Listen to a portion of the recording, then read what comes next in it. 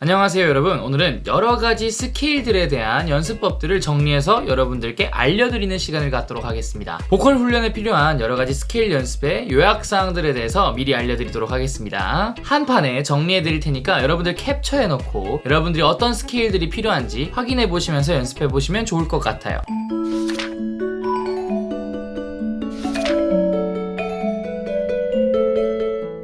노래를 공부하는 데 있어서 이 스케일 연습이라고 하는 것은 소프트웨어를 지속적으로 업데이트해주는 것과 똑같아요. 우리의 뇌는 평상시에 말하는 것 이외에는 어떠한 소리의 방식도 내지 않고 있기 때문에 노래에 필요한 발성이 뭔지 전혀 몰라요. 그걸 세팅해주는 시간이 바로 스케일 연습 시간입니다. 그래서 스케일을 많이 하면 많이 할수록 우리의 뇌는 나는 이때 이렇게밖에 소리를 낼 줄 모르는구나 라고 세팅이 돼요. 그럼 여러분들께서 노래를 할 때도 이 세팅된 프로그램 입력값을 그대로 뽑아와서 노래에 적용할 수 있겠죠. 그래서 스케일 연습을 많이 해주셔야 됩니다.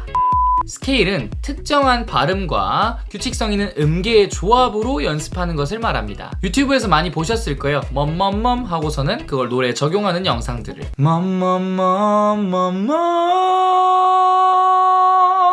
사랑했지만